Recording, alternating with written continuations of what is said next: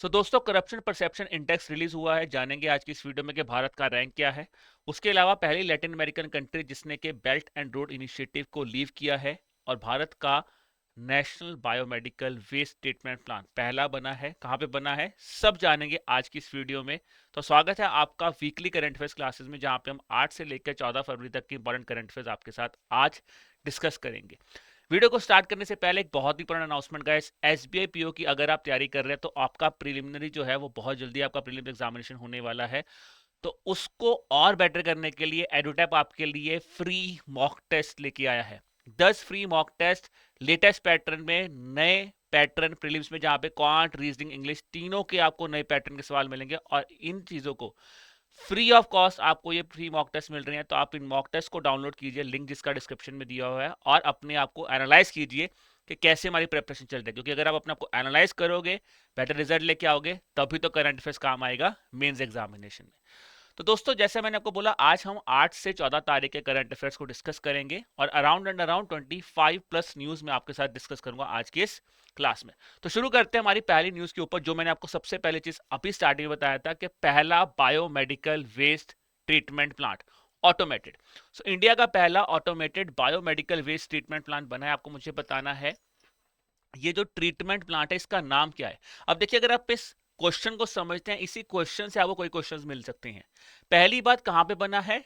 AIIMS में बना है, that is in New Delhi. किसने बनाया है, डेवलप किसने किया है? सीएसआईआर यानी कि council of scientific and industrial research के national institute for interdisciplinary science and technology department में। अब एक ही चीज बची कि इसका नाम क्या है, वही मैंने आपसे सवाल पूछा है आज के इस क्वेश्चन में। तो बताइए इसका नाम क्या है? इसका नाम है सृजनम। ठीक है, इसका नाम है सृजनम। तो सृजनम जो है वो भारत का पहला automated biomedical waste treatment plant बन चुका है।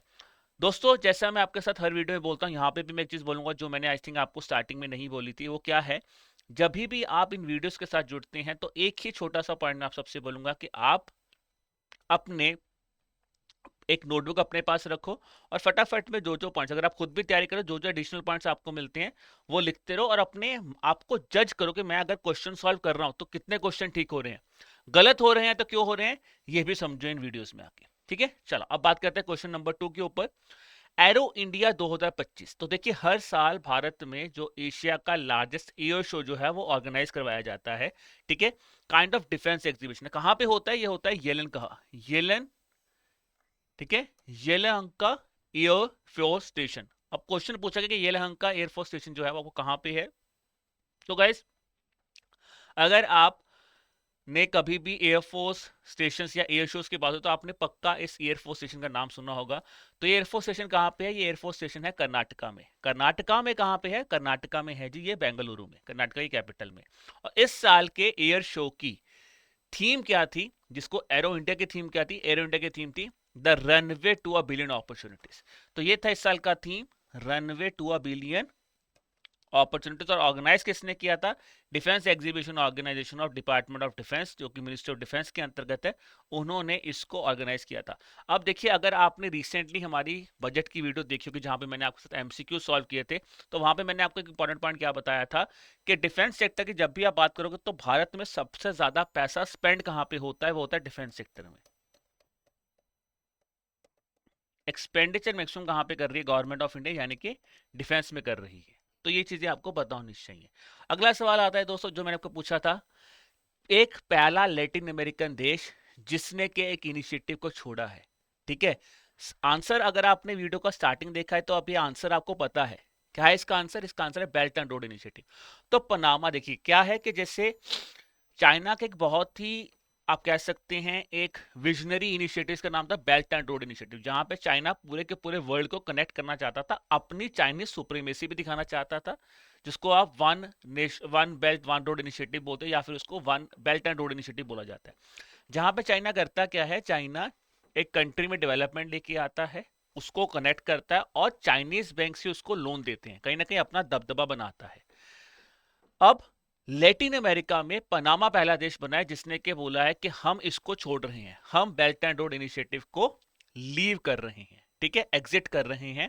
और बेल्ट एंड रोड इनिशिएटिव, जैसे मैंने आपको बोला, 2013 में चाइना का ड्रीम प्रोजेक्ट था, चाइना ने स्टार्ट किया था, ऑब्जेक्टिव सिंपल है कि हमें एशिया, यूरोप और अफ्रीका को कनेक्ट करना है रोड, रेलवेज और पोर्ट्स के ऊपर, जिसको न्यू सिल्क रोड भी बोला जाता है। अब देखिए इसी के कंपैरेटिव में, इसी के कंपटीशन में इंडिया ने क्या किया। इंडिया के पास जब G20 की मेंबरशिप आई तो इंडिया ने लॉन्च किया आईमेक। आईमेक, और अगर आपने देखा रिसेंटली डोनाल्ड ट्रंप और जब प्रधानमंत्री मोदी जी की बात हुई है, तो वहां पे भी आईमेक के बारे में जिक्र किया गया था। तो क्या है कि यूएसए ने बोला है हम इंडिया का सपोर्ट करेंगे, या फिर यूएसए भी सपोर्ट करेगा आईमेक कॉरिडोर बनाने में। तो आईमेक अब क्या है? आईमेक है जी India Middle East economic corridor. तो ये कहीं ना कहीं इंडिया का एक काइंड ऑफ पैरेलल इनिशिएटिव है बेल्ट एंड रोड इनिशिएटिव के अंदर, जहां पे इंडिया अब कनेक्ट करना चाहता है यूरोप को, ठीक है जी, यूरोप के देशों को और भारत के साथ जो भी मिडिल ईस्ट के देश हैं उनको कनेक्ट करना चाहता है आपस में with the help of road, railways and ports. ठीक है, चलिए अब बात करते हैं हमारे अगले सवाल के ऊपर। भारत में कौन सी ऐसी पहली इंश्योरेंस कंपनी बनी है जिन्होंने के हेल्थ प्लान बनाए हैं, हेल्थ इंश्योरेंस प्लान बनाए एक्सक्लूसिवली वुमेन्स के लिए, सिर्फ वुमेन्स के लिए, ठीक है, और उसका नाम क्या दिया गया, हर आइजॉन केयर। ठीक है, इसको हैरिजन मत बोलना, इसको हर आइजॉन केयर। सो कौन सी इंश्योरेंस कंपनी है जी? उस इंश्योरेंस कंपनी का नाम है बजाज आलियांज जनरल इंश्योरेंस। देखिए जब भी आप बैंकिंग सेक्टर की बात करते हैं, तो अगर कोई चीज पहली बार हुई है, स्पेसिफिकली किसी किसी स्पेसिफिक सेक्टर के ऊपर कोई इंश्योरेंस स्कीम लॉन्च की गई है, या फिर बैंक किसी स्पेसिफिक इनिशिएटिव को लॉन्च करा, तो उसकी इंपॉर्टेंस बहुत ज्यादा बन जाती है रिसेंट एग्जामिनेशन में। तो देखिए हराइजॉन केयर जो है वो इंडिया का पहला कॉम्प्रिहेंसिव हेल्थ इंश्योरेंस प्लान बना, जो कि सिर्फ और सिर्फ वुमेन्स के लिए डिजाइन किया गया था, और Bajaj Allianz general insurance company इसको लॉन्च कर रही है। अब बात करते हैं अगली न्यूज के ऊपर। तो first ever clinical trial of the Sudan Ebola virus was launched by which country in collaboration with World Health Organization and global partners here? तो कौन सी कंट्री है जी? वो बनी है युगांडा। ठीक है, युगांडा में रिसेंटली क्या हुआ है, एक क्लिनिकल ट्रायल हुआ है, जैसे कि आप वैक्सीन कहते हैं, तो इबोला एक टाइप ऑफ वायरस है। एबोला वायरस के साथ सूडान में जो काफी ज्यादा प्रोमिनेंट देखा गया, तो सूडान एबोला वैक्सीन जो है वो लॉन्च की गई है युगांडा में। ठीक है, तो वर्ल्ड हेल्थ ऑर्गेनाइजेशन आपको पता है बहुत ही प्रोमिनेंट ऑर्गेनाइजेशन है हेल्थ सिस्टम्स को लेके। तो हमने ये भी पढ़ा था पिछली क्लास में कि यूएसए ने रिसेंटली विड्रॉ कर दिया था अपने आप को वर्ल्ड हेल्थ ऑर्गेनाइजेशन में। आज मैं आपको ये भी पढ़ाऊंगा आज के ही सेशन में कि यूएसए के अलावा एक और देश है जिसने कि वर्ल्ड हेल्थ ऑर्गेनाइजेशन से अपना नाम वापस ले लिया है, यानी कि उन्होंने भी डब्ल्यूएचओ को एग्जिट कर दिया है। तो देखिए जब क्वेश्चन आएगा, आई होप आप सबको आंसर आता होगा, अगर नहीं आता तो आप गेस करो कि कौन सी ऐसी कंट्री होगी। मैं बताऊंगा आज की सेशन में, बट आप खुद अभी वीडियो को पॉज करके अपने पास जो नोटबुक्स पे जहां पे आप आंसर मार्क कर रहे हो और एडिशनल इन्फॉर्मेशन मार्क कर रहे हो, वहां पे फटाफट में लिखो कि कौन सी कंट्री ने छोड़ा है। इसराइल है, या यूएसए का कोई दोस्त है, कनाडा है, यूरोपियन यूनियन है, यूनाइटेड किंगडम है, कौन है? सोचो और मुझे बताओ। और जब वो क्वेश्चन आएगा तो मुझे कमेंट बॉक्स में लिख के बताना कि क्या वाकई ही मेरा वो आंसर सही था, क्या मैंने सही सोचा था उसके बारे में। चलिए दोस्तों, उसको भी जिक्र करेंगे आज की इस क्लास में। चलो बढ़ते हैं आगे। अगला क्वेश्चन है जी, नॉर्थ इंडिया में पहला ग्रीन हाइड्रोजन प्लांट कहां पे बना है? नॉर्थ इंडिया का पहला ग्रीन हाइड्रोजन प्लांट कहां पे बना है? वो बना है हिमाचल प्रदेश में। तो हिमाचल प्रदेश में जी नॉर्थ इंडिया का, याद रखना, नॉर्थ इंडिया का पहला ग्रीन हाइड्रोजन प्लांट बना है। कहां पे बना है? नालागढ़ में, डभोटा उस प्लेस का नाम है। अब आया ग्रीन हाइड्रोजन प्लांट, फिर आता है इंडिया का पहला ग्रीन हाइड्रोजन हब भी बना है। तो भारत का पहला ग्रीन हाइड्रोजन हब कहां पे बना? पहला भारत का पहला ग्रीन हाइड्रोजन हब बन रहा है आंध्र प्रदेश में, विशाखापट्टनम में, सॉरी वाइजाग में बन रहा है शायद। वाइजाग में आपका आंध्र प्रदेश में भारत का पहला ग्रीन हाइड्रोजन हब बन रहा है। अब देखिए ग्रीन हाइड्रोजन क्यों इंपॉर्टेंट है, क्योंकि अगर मैं ग्रीन हाइड्रोजन की बात करता हूं, तो जैसे आपको पता है इंडिया का ग्रीन हाइड्रोजन मिशन भी है, जहां पे कहीं ना कहीं हम ग्रीन हाइड्रोजन की प्रोडक्शन बढ़ाना चाहते हैं। ठीक है, और हमारा आइडिया है कि 2030 तक अगर हम नेशनल ग्रीन हाइड्रोजन मिशन पे काम करेंगे, तो कहीं ना कहीं 50 मिलियन मेट्रिक टन ऑफ जो कार्बन डाइऑक्साइड सिक्वेस्ट्रेशन है उसको हम खत्म कर देंगे। टारगेट हमारा क्या है कि हमें 5 मिलियन मैट्रिक टन, ये मैं आपको नेशनल ग्रीन हाइड्रोजन मिशन के बारे में बता रहा हूं, तो याद रखना 5 मिलियन मैट्रिक टन तक हम ग्रीन हाइड्रोजन का प्रोडक्शन टारगेट है हमारा, कब तक? 30 तक हमारा टारगेट है, हम इसको यहां तक प्रोडक्शन करेंगे, उसके बाद उसको बढ़ा के कहां तक करना चाहते हैं हम, 10 मिलियन मैट्रिक टन तक।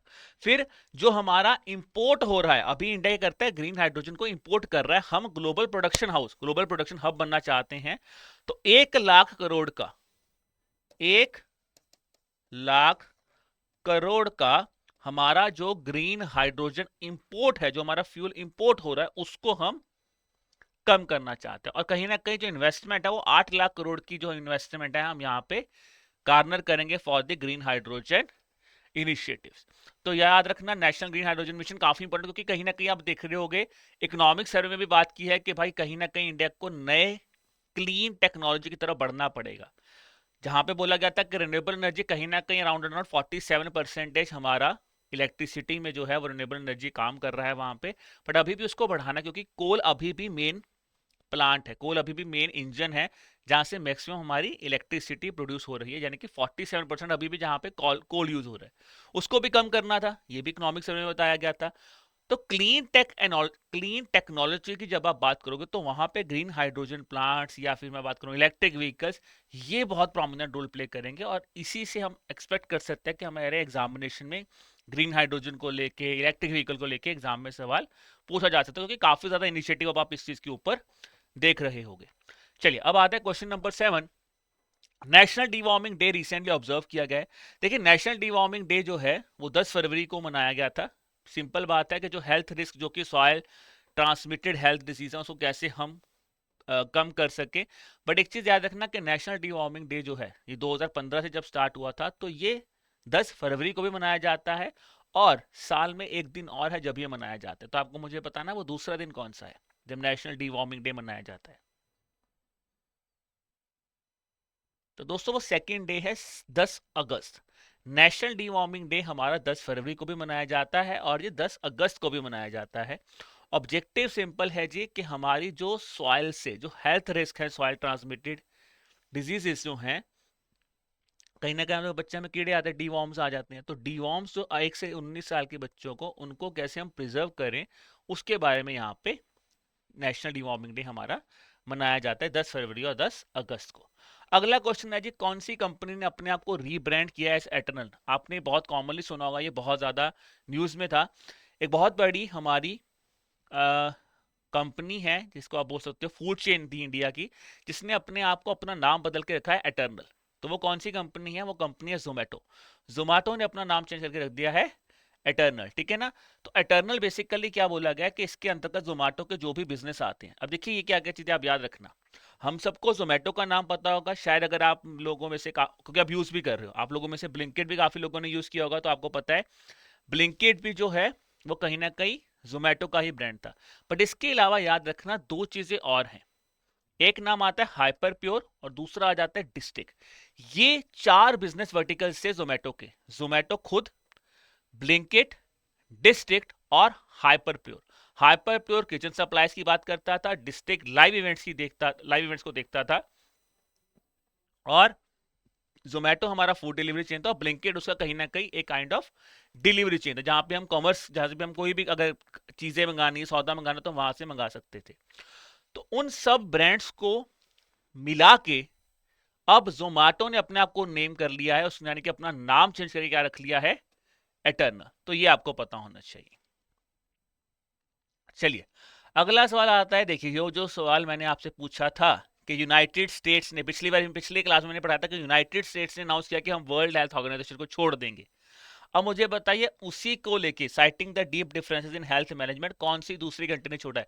अब जो मैंने आपको ऑप्शंस बताई थी वहां पे, क्या आपने क्या सोचा होगा? वो तो देखो यहाँ पे कोई भी ऑप्शन नहीं है, ना यूके है ना कनाडा। कनाडा है यहाँ पे, देखिए बताइए इसका आंसर क्या होगा? Brazil, Argentina, Canada, Australia, India. तो इसका सही आंसर है दोस्तों अर्जेंटीना। बिल्कुल, अर्जेंटीना ने अनाउंस किया है कि हम भी वर्ल्ड हेल्थ ऑर्गेनाइजेशन को छोड़ देंगे। रीजन उन्होंने भी यही बताया है कि हमने बहुत ज्यादा हेल्थ मैनेजमेंट डिफरेंसेस देखे थे during the time of Covid 19 pandemic, and this is the same case जो यूएसए ने पुट ऑन किया था। यूनाइटेड स्टेट्स ऑफ अमेरिका ने भी यही बोला था कि हम क्यों छोड़ रहे हैं, हम इसलिए छोड़ रहे हैं क्योंकि वर्ल्ड हेल्थ ऑर्गेनाइजेशन ने कोविड के टाइम पे जो फंड्स यूएसए ने उसको दिए थे उसको बहुत ज्यादा प्रॉपरली मैनेज नहीं किया है।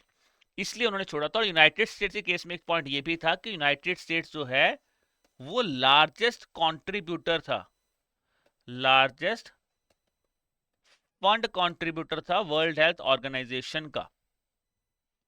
उन्होंने बोला 1 जनवरी 2026 तक के बाद हम यहाँ पे आपको अपने फंड्स देने बंद कर देंगे। चलिए, अब आता है international day of women and girls in science.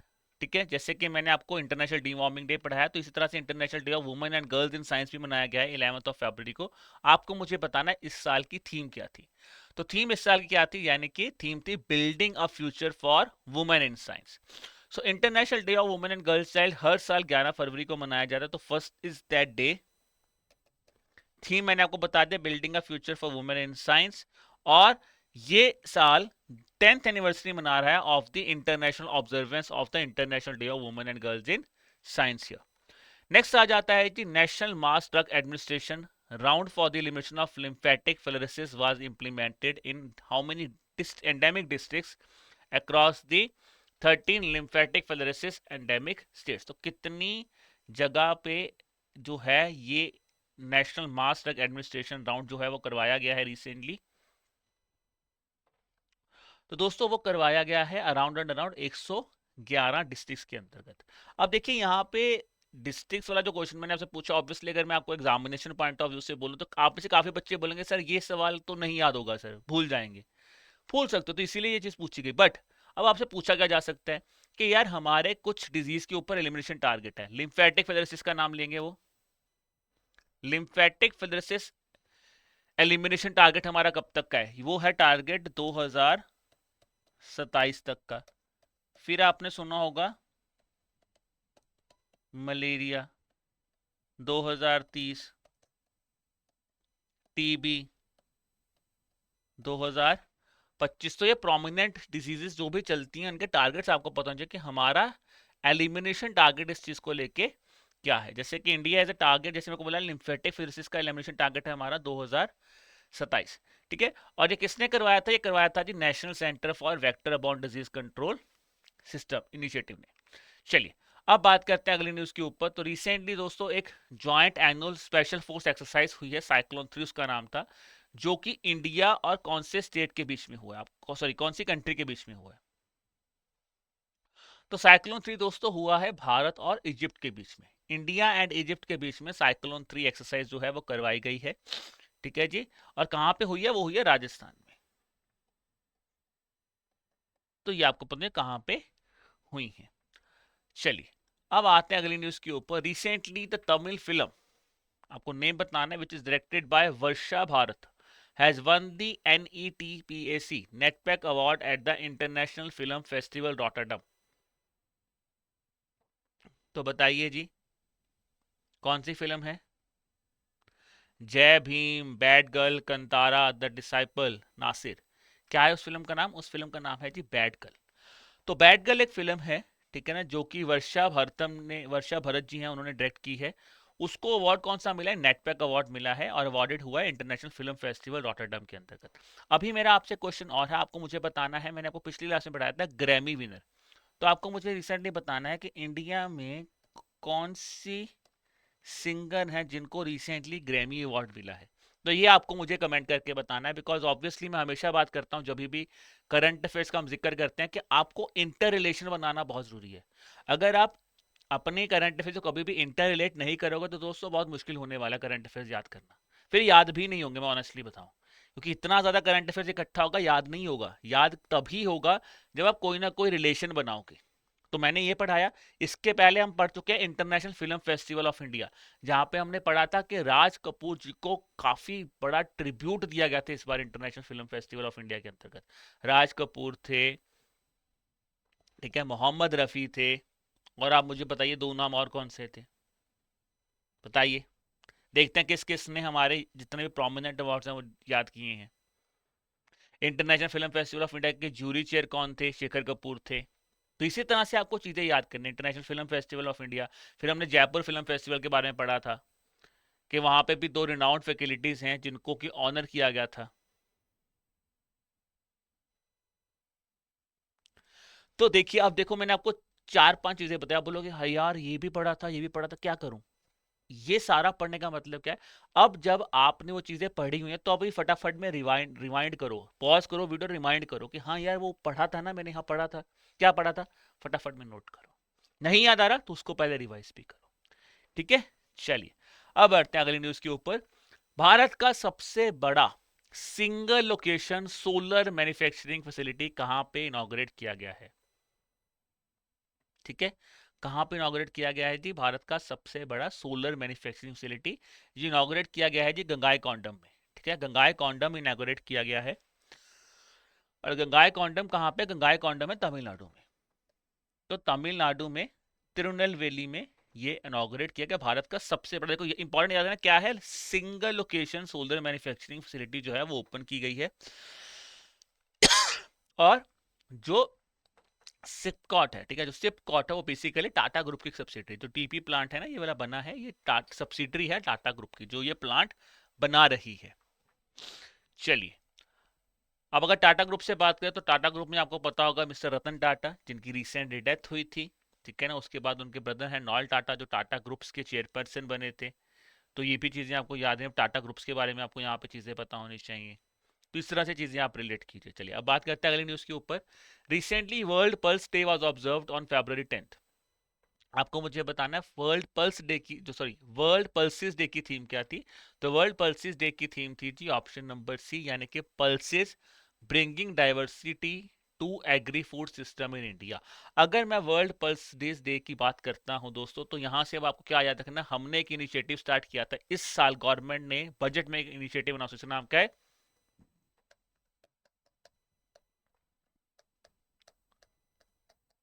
आत्मनिर्भरता इन पल्सिस। अब आत्मनिर्भरता इन पल्सिस में हम कहां पे फोकस करेंगे? मैंने आपको ये बताया हुआ ट्रिक, तुम तुम बिन फिल्म आई थी तो यहां से तुम ही आ रहा है। तुम क्या था? तुर, उड़द और मसूर। तो ये तीन दालों पे हमारा प्राइम फोकस रहेगा। तो ये आत्मनिर्भरता भारत पल्सिस आप यहाँ से जा सकते हो वर्ल्ड पल्सिस डे के हिसाब से। अगर मैं बात करूँ अराउंड 2022 के आसपास हमने डिस्कस किया था श्री अन्ना यहाँ पे हमने पल्सिस के बारे में ही जिक्र किया था। तो उस टाइम पे हम वर्ल्ड पल्सिस डे को रिकॉग्निशन दिलवाना चाहते थे। तो वर्ल्ड पल्सिस डे जो है वो 10 फरवरी को हर साल मनाया जाता है। थीम इस बार मैंने आपको बताया था pulses bringing diversity to agri food systems. अब आते हैं जी सैम नुजोमा। सैम नुजोमा को बोला जाता है father of the nation of an African country. ठीक है, father of the nation of an African country passed away. तो आपको मुझे बताना है ये किस कंट्री के फादर ऑफ द नेशन, और he was the president, first president of which country, कौन सी कंट्री के ये पहले प्रेसिडेंट भी रह चुकी हैं? तो सैम नुजोमा जो हैं वो दोस्तों नामीबिया के फर्स्ट प्रेसिडेंट थे। ठीक है ना, और नामीबिया के ही इनको फादर ऑफ द नेशन भी बोला जाता है। इन्होंने इनको फादर ऑफ नेशन कहते हैं, जैसे हमारे यहाँ पे किसको बोला जाता है father of nation? Mahatma Gandhi ji को बोला जाता है। यहाँ पे क्या था कि जब नामीबिया ने अपनी इंडिपेंडेंस के लिए लड़ाई लड़ी तो वहां पे सैम नुजोमा ने बहुत प्रोमिनेंट रोल प्ले किया, तो इसलिए उनको बोला जाता है father of the nation for Namibia. अब अगर जब फादर ऑफ नेशन की बात करें, मैंने आपको बताया था father of nation for India कौन है? वो है हमारे महात्मा गांधी। बट हमारे नेबरिंग स्टेट्स में रिसेंटली क्या हुआ था? बांग्लादेश में सिविल राइट्स हुए थे। तो सिविल राइट्स के अंतर्गत क्या हुआ था, जो father of the nation of Bangladesh इनको बोला जाता है, उनके जो स्टैचूज थे उनको जो है हमें डिस्ट्रॉय किया गया। तो वो फादर ऑफ द नेशन किन्हों को बोला जाता है बांग्लादेश में? तो father of the nation for Bangladesh कौन है? शेख मुजीबुर रहमान।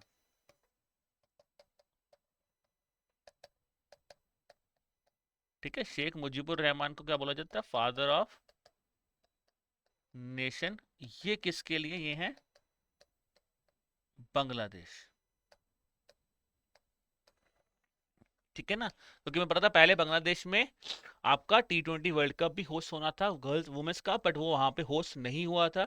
उसके बाद अगर मैं बात करूं बांग्लादेश में, तो आपको पता होना चाहिए कि बांग्लादेश में जो सिटिंग प्राइम मिनिस्टर थी वो कौन थी? शेख हसीना थी, जिन्होंने वहां से फ्लैड अवे किया। तो ये चीजें हमें बांग्लादेश के बारे में भी हमने पढ़ी थी। तो यहाँ से देखो फादर ऑफ द नेशन से आप यहाँ से ये भी याद रख सकते हो शेख मुजीबुर रहमान के बारे में। चलिए अब आते हैं, recently the AI action summit was organised by the government of France. कौन सी कंट्री अगला एडिशन होस्ट करेगी इस एआई एक्शन समिट का? तो ये आपको मुझे बताना है फटाफट में चैट सेक्शन में। चलिए दोस्तों बताइए।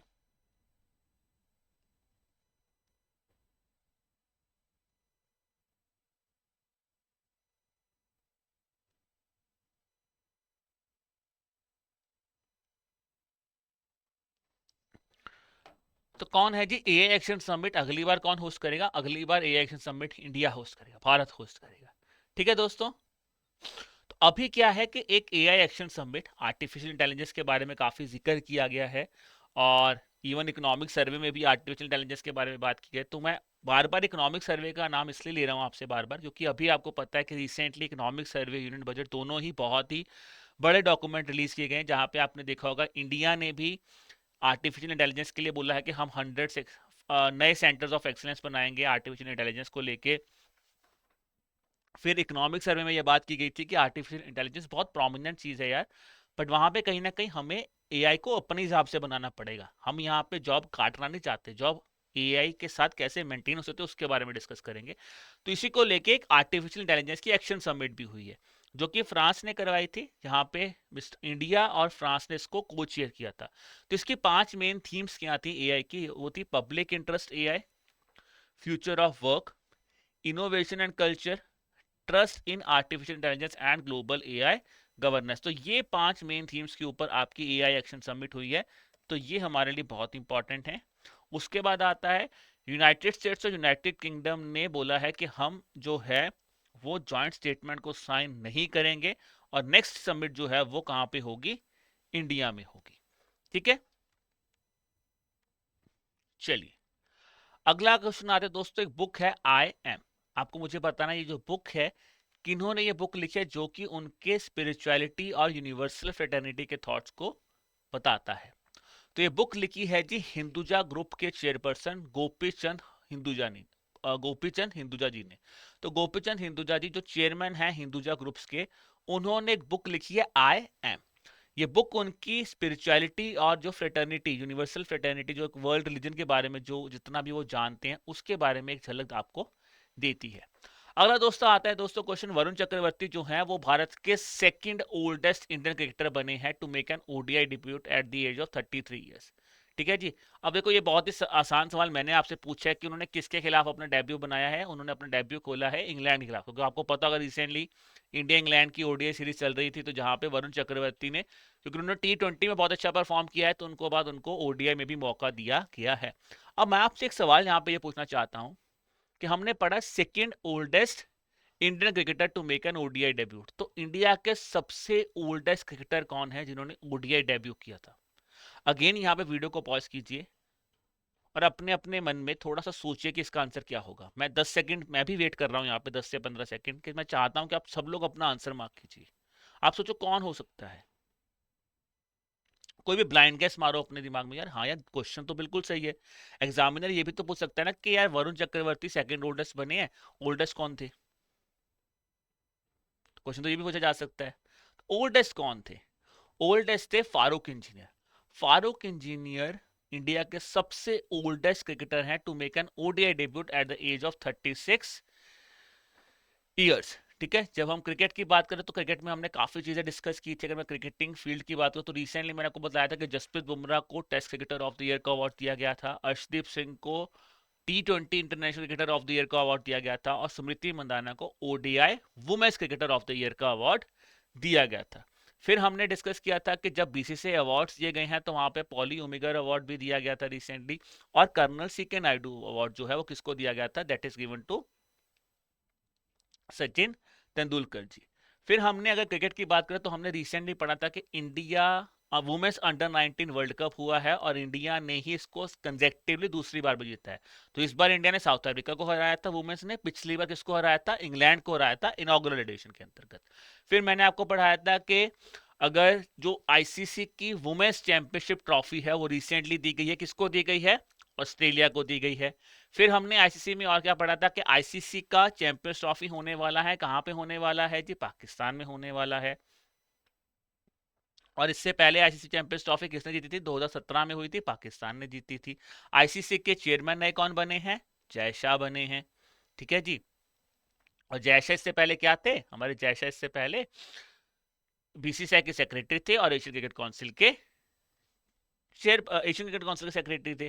तो आपसे क्वेश्चन ये भी पूछा जा सकता है कि एसीसी के सेक्रेटरी कौन से, मैं आपको बोलता डिसिल्वा जी जो हैं श्रीलंका के, वो एसीसी के सेक्रेटरी बने हैं, और अजीत सरकारिया जी जो हैं वो बने हैं बीसीसीआई के सेक्रेटरी, जो कि पहले पोस्ट किसके पास थी, जयशाह के पास, जयशाह जी के पास थी। ठीक है, अब क्वेश्चन आ गया और क्या पूछा जा सकता है, अगर मैं क्रिकेट देखो कितने चीजें हमें सिर्फ एक क्रिकेटिंग न्यूज से कितनी न्यूज हमें और देखने को मिल रही हैं।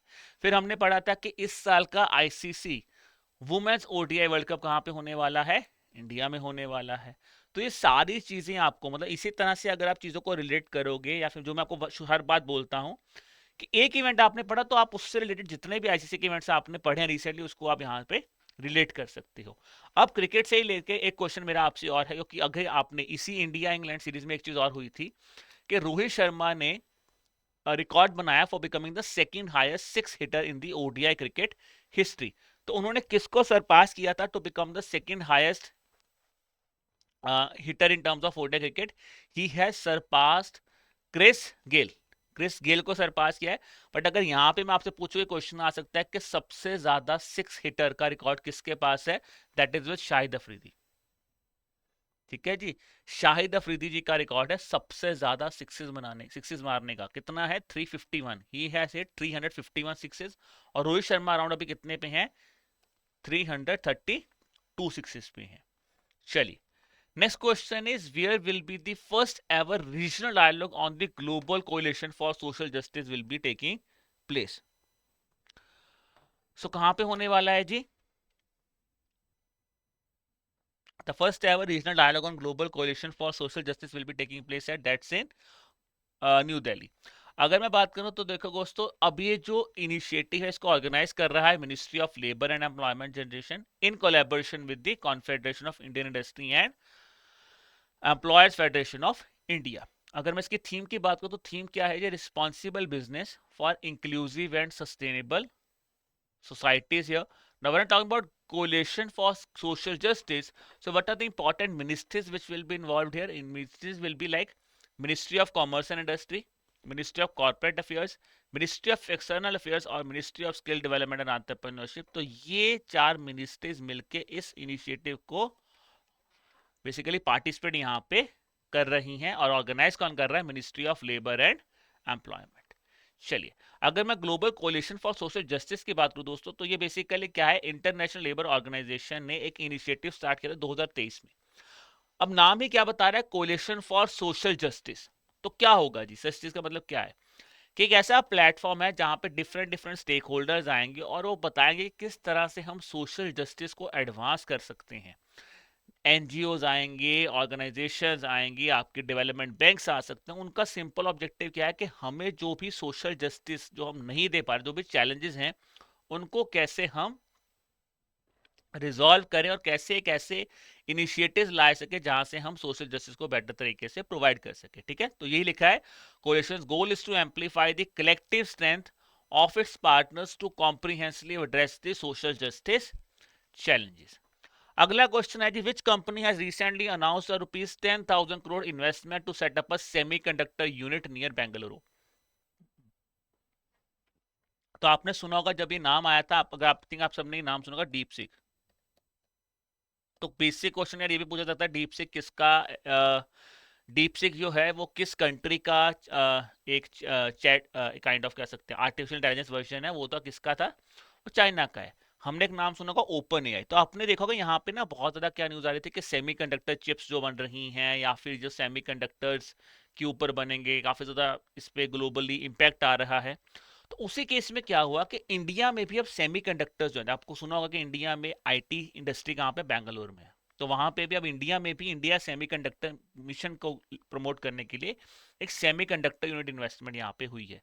तो किसने की है, ये की है लैम रिसर्च। लैम रिसर्च जो कि अमेरिकन कंपनी है, उन्होंने यहाँ पे इन्वेस्ट किया है, और उन्होंने बोला है कि हम जो है वो जो लैम रिसर्च है बेसिकली वो वन ऑफ द दुनिया की सबसे बड़ी सेमीकंडक्टर कंपनी, यानी कि दुनिया की एक वन ऑफ द सबसे बड़ी सेमीकंडक्टर कंपनी है जो कि वॉरफेयर फैब्रिकेटेड इक्विपमेंट्स और सर्विसेज यहाँ पे बनाता है। अब मैं आपको बात करता हूँ इंडिया सेमीकंडक्टर मिशन की। तो इंडिया सेमीकंडक्टर मिशन का मतलब क्या था कि हमें जो है इंडिया का ग्लोबल हब बनाना है for semiconductor design, manufacturing and technology development here. Initiative का ऑब्जेक्टिव सिंपली क्या है कि हमें अट्रैक्ट करनी है ग्लोबल इन्वेस्टमेंट और हमें कहीं ना कहीं डेवलपमेंट करनी है हमारे सेमीकंडक्टर और मैन्युफैक्चरिंग इकोसिस्टम की। ठीक है जी। तो इंडियन सेमीकंडक्टर मिशन के अंतर्गत अभी तक 5 सेमीकंडक्टर प्रोजेक्ट्स जो हैं वो अप्रूव हुए हैं with a total investment of 76,000 crore rupees. अब आता है जी, who will be chairing the 12th nationwide pension adalat to be held in New Delhi. तो पेंशन अदालत अभी रिसेंटली टेक प्लेस करेगी, तो आपको मुझे बताना कहाँ पे है। तो यार दोस्तों, इसको शेयर करेंगे डॉक्टर जितेंद्र सिंह। तो अभी department of pension and pension welfare ने बोला है कि हम 12th नेशन वाइड पेंशन अदालत जो है उसको कंडक्ट करेंगे न्यू दिल्ली में। और इसका मतलब क्या होता है कि जो भी हमारे आउटस्टैंडिंग पेंशन केसेस है ना, हम किस तरह से उनको रिजॉल्व कर सके। Pending for more than 120 days in 16 departments जो हैं उनको हम रिजॉल्व कर सके। सिंपल है यार, रिलीफ आ सके पेंशनर्स को, ठीक है, ताकि हम उनको बेटर से बेटर फैसिलिटी, एक काइंड ऑफ उनके ग्रीवांसेस को हम जल्दी रिजॉल्व कर सके। ठीक है। अदालत क्या है, डिफरेंट जैसे मिनिस्ट्रीज हो गई, आपके बैंक्स हो गए, सीपीएस हो गए, उन सबको इकट्ठा कर उन सबको एक जगह पे लेके आते हैं और बोलते हैं कि यार इन चीजों को फटाफट में सुलझाओ यहाँ पे। पेंशन अदालत सिस्टम में मैं बात करता हूँ तो ये 2017 में स्टार्ट किया गया था, ठीक है ना। और अभी तक अराउंड अराउंड 71% इसका सक्सेस रेट भी है। जब मैं पेंशनर्स की बात करता हूँ तो आपको मैंने यूनियन बजट में और इकोनॉमिक सर्वे के एमसीक्यूज में एक चीज पढ़ाई थी कि हमारे इंडिया में ना पेंशन पेनिट्रेशन लेवल बहुत ही कम है। अराउंड 16% के आसपास हमारा पेंशन पेनिट्रेशन लेवल है। और अगर आप बात करते हो एनपीएस और अटल पेंशन योजना की, तो दोस्तों ये बोला कि अराउंड सिर्फ 5% लोग हैं इंडिया में जिन्होंने एनपीएस और एपीवाई के अंतर्गत एनरोल किया हुआ है। बाकी लोगों ने तो एनरोल भी नहीं किया है।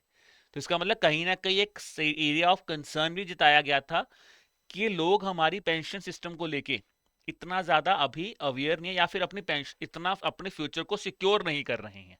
ठीक है।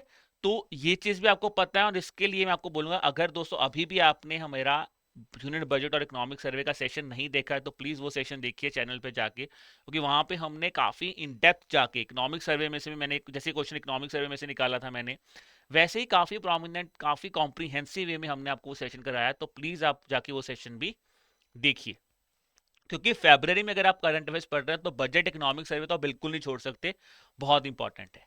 चलिए, अब आते हैं जी, what was the main objective of the ex winged raider. Ex winged raider जो है which is the joint airborne operation training conducted by the Indian army and air forces. का मेन ऑब्जेक्टिव क्या है? इसका ऑब्जेक्टिव है जी simply, चलिए आप सब पहले, मैं उम्मीद कर रहा हूं आप सब लोग आंसर दे होंगे इसका। इसका ऑब्जेक्टिव है simply to enhance the airborne operational readiness and inter services synergy है। तो इंडियन आर्मी और इंडियन एयरफोर्स का एक जॉइंट एयरबोर्न ऑपरेशन का नाम है ex winged raider. Simple objective है कि हमें यार जो एयरबोर्न ऑपरेशन है हम कैसे इंटर सर्विसेज के साथ किस तरह स्पेशलाइज ट्रेनिंग एक्सरसाइज करें, ताकि हम उसको दोनों सर्विसेज कैसे एक काइंड ऑफ आप ऑपरेशनलाइज कर सकते हो और एक सिनर्जी बना सकते हो। ठीक है जी। अगर मैं बात करूं यहाँ पे तो आर्मी चीफ जनरल जो हैं उपेंद्र द्विवेदी और air chief marshal AP Singh, Amarpreet Singh, तो दोनों के दोनों नाम इंपॉर्टेंट है आपके लिए। ये दोनों नाम इंपॉर्टेंट है क्योंकि क्वेश्चन पूछा जा सकता है स्टैटिक पॉइंट ऑफ व्यू से भी कि आर्मी चीफ कौन है और एयरफोर्स चीफ कौन है। तो वो दोनों यहाँ पे प्रेजेंट भी थे, ठीक है ना। और successful execution of ex winged raider reflects the commitment of the Indian army and air force to maintain the high operational readiness. फिर आता है दोस्तों नेशनल वुमेन्स डे सेलिब्रेट किया गया था 13 फरवरी को। तो आपको मुझे बताना है नेशनल वुमेन्स डे किस प्रोमिनेंट हिस्टोरिकल फैकल्टी के बर्थ एनिवर्सरी को सेलिब्रेट करता है? इंदिरा गांधी, कस्तूरबा गांधी, सरोजनी नायडू, रानी लक्ष्मीबाई या फिर एनी बेसेंट। तो सभी के सभी नाम ही बहुत प्रोमिनेंट है। तो बट दोस्तों अगर नेशनल वुमेन्स डे की बात करो तो उनको बोला जाता है भारत की कोयला। वो कौन थी? सरोजनी नायडू जी। ठीक है जी। So nightingale of India Sarojini Naidu ji, उनके नाम पे हम लोग नेशनल वुमेन्स डे मनाते हैं, that is on 13th of February. तो अगर मैं बात करूं, ठीक है जी, जैसे हमको बोला उनको नाइटिंगेल ऑफ इंडिया भी बोला जाता था और वो 13th ऑफ फरवरी 1879 को उनका बर्थ था। अगर मैं बात करूं इंडियन नेशनलिस्ट मूवमेंट में ऑब्वियसली उन्होंने काफी ज्यादा रोल भी प्ले किया था और वो फर्स्ट वुमेन थी to become first women president थी इंडियन नेशनल कांग्रेस की। तो ये एक फैक्चुअल इन्फॉर्मेशन आपको याद रखनी है। फर्स्ट वुमेन प्रेसिडेंट कौन थी? सरोजिनी नायडू जी 1925 में बनी थी, और ऑब्वियसली वो फर्स्ट वुमेन गवर्नर भी बनी थी। ठीक है, लेटर ऑन वो फर्स्ट वुमेन गवर्नर भी बनी थी, कहाँ पे? यूनाइटेड प्रोविंस की। ठीक है, अब ऑब्वियसली हम आई थिंक अब यूनाइटेड प्रोविंस काफी जब डिवाइड हुआ तो फिर उसको उत्तर प्रदेश बोला जाता है, बट पहले यूनाइटेड प्रोविंस एक नाम था। तो उनकी पहली वुमेन गवर्नर जो थी कौन बनी थी? आपकी सरोजनी नायडू जी। चलिए दोस्तों, अब आते हैं हमारे final leg of the question के ऊपर, जहां पे हम फाइनली कभी ना कभी कोई स्कीम या रिपोर्ट डिस्कस करें। तो आज की कौन सी रिपोर्ट मैं आपसे डिस्कस करूंगा? जो मैंने स्टार्टिंग में आपको बताई थी, करप्शन परसेप्शन इंडिया। तो आपको मुझे बताना है करप्शन परसेप्शन इंडेक्स 2024 जो कि रिसेंटली रिलीज हुआ है, उसमें भारत का क्या रैंक है और करप्शन परसेप्शन इंडेक्स स्कोर कितना है इंडिया का। तो दोस्तों, करप्शन परसेप्शन इंडेक्स में इंडिया का रैंक क्या है? 96, और स्कोर हमारा कितना था? 38। तो रिसेंटली करप्शन परसेप्शन इंडेक्स जो कि ट्रांसपेरेंसी इंटरनेशनल ऑर्गेनाइजेशन जो है वो निकालती है, वो 180 देशों को यहाँ पे उनको रैंक करती है। ठीक है, फ्रॉम 0 to 100, जहां पे 0 का मतलब है हाईली करप्ट कंट्री और 100 का मतलब है बहुत ही क्लीन कंट्री है। अब अगर मैं यहाँ पे बात करूँ तो ऑब्वियसली इसको टॉप किसने किया है? डेनमार्क ने। डेनमार्क, फिनलैंड और सिंगापुर, ये टॉप 3 कंट्रीज हैं। ठीक है, जहाँ पे डेनमार्क का स्कोर है 90, फिनलैंड का अराउंड 88 और सिंगापुर का 84। अब यहाँ पे आपको स्कोर्स बाकी सारी कंट्रीज के याद नहीं करने की जरूरत नहीं है, बट आपको ये पता होना चाहिए कि टॉप पे कौन है? डेनमार्क। और बॉटम पे कौन है? South Sudan. South Sudan is the most corrupt country जो बोला गया है as per the corruption perception index. और out of the 180 countries, India का रैंक भी पिछली बार से गिरा है। हमारा स्कोर जो है वो 38 है, और हमारा रैंक क्या है? वो 96 है। अगर मैं पिछले साल की बात करूं तो पिछले साल इंडिया का रैंक 93 था, हमारा वहां से भी रैंक डाउन होकर 93 से 96 हुआ है। और अगर मैं और बात करूं करप्शन परसेप्शन इंडेक्स की, तो यहाँ पे बोला गया है कि ग्लोबल एवरेज जो है वो 43 रही है, जहाँ पे बोला गया है कि काफी करप्शन इश्यूज जो हैं उनको अभी भी हैं। Around and around number of countries below 50, तो 2/3 ऑफ द कंट्रीज जो हैं उनके कंट्रीज 50 से कम है, जहां पे बता रहा है कि जो करप्शन की प्रॉब्लम है वो काफी ज्यादा कॉमन है। फिर उन्होंने बोला है कि around and around 148 countries have remained stagnant, और या तो क्या हो, उनका करप्शन लेवल और ज्यादा यहाँ पे गिर चुका है। इंडिया की बात करूं तो इंडिया का रैंक 96 है, जैसे मैंने बोला पिछले साल इंडिया का रैंक 93 था, अब 96 हो चुका है। इवन इंडिया का करप्शन परसेप्शन इंडेक्स स्कोर भी कम हुआ है, पहले 40 था, फिर 39 हुआ 2023 में, और इस बार 38 हुआ है। ठीक है, तो ये था अबाउट करप्शन परसेप्शन इंडेक्स दोस्तों, और ये था हमारा आज का सेशन। मैं उम्मीद करता हूँ आपको काफी मजा आया होगा। पर जाने से पहले एक और इंपॉर्टेंट अनाउंसमेंट, अगर आप एसबीआई पीओ या एसबीआई क्लरिकल एग्जामिनेशन को टारगेट कर रहे हैं, तो ये 3 कोर्सेज हैं जो हम आपके लिए लेके आए हैं, जहां पे अगर आपको लाइव इंटरेक्शन करना है और आप एसबीआई पीओ के प्रीलिम्स और मेंस की तैयारी करना चाहते हैं और आप टीचर्स के साथ लाइव इंटरेक्ट करना चाहते हैं, तो आप हमारा SBI PO live crash course ले सकते हैं, जहां पे आपको चैप्टर वाइज टेस्ट मिलेंगे, क्वांट रीजनिंग और इंग्लिश के, करंट अफेयर्स के भी आपको टेस्ट मिलेंगे, सेक्शनल टेस्ट मिलेंगे, प्रीवियस ईयर क्वेश्चन सॉल्व मिलेंगे, और आपको फुल लेंथ टेस्ट मिलेंगे प्रीलिम्स के भी और मेंस के भी। अगर आपको लगता है कि मैंने तैयारी अच्छी तरह की है, बट मुझे सिर्फ क्वेश्चन ज़्यादा से ज़्यादा प्रैक्टिस करना है, क्योंकि इस टाइम पे प्रैक्टिस बहुत इंपॉर्टेंट है, तो आप हमारी एसबीआई पीओ और क्लरिकल की टेस्ट सीरीज को भी ज्वाइन कर सकते हैं, जहां पे आपको प्रीलिम्स और मेंस के मिला के 15,000 से ज़्यादा टेस्ट आपको प्रोवाइड किए जाएंगे। यहाँ पे भी आपको सेक्शनल टेस्ट, करंट अफेयर्स के test, chapter wise test, full length mock test आपको यहाँ पे मिलेंगे। अगर आप सिर्फ एसबीआई पीओ को टारगेट कर रहे हैं, तो आप हमारी एसबीआई पीओ की भी प्रीलिम्स और मेंस की टेस्ट सीरीज ले सकते हैं, जहां पे आपको 10,000 से ज्यादा सवाल मिलेंगे।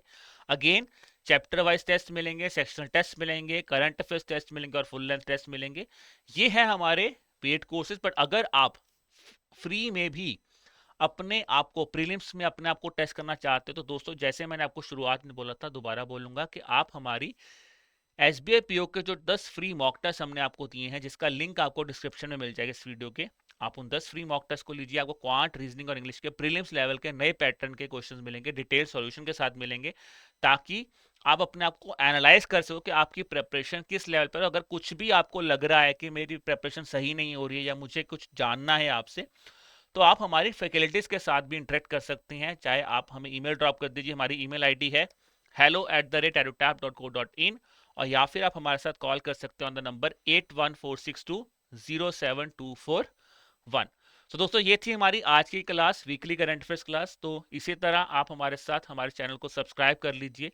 हर शनिवार को सुबह 7 बजे हम आपको मिलते हैं वीकली करंट अफेयर्स क्लासेस के साथ। उसके अलावा हमारे चैनल पे अगर आप क्वांट, रीजनिंग और इंग्लिश की प्रैक्टिस करना चाह रहे हैं तो वो भी क्लासेस आपको अवेलेबल हैं। तो इसके लिए आप चैनल को सब्सक्राइब कर लीजिए और नोटिफाई भी कर लीजिए ताकि जब भी कोई वीडियो आए आपको उस वीडियो के बारे में पता हो। तो मिलते हैं आपको अगले हफ्ते। Till then keep working hard, keep preparing hard. Bye bye.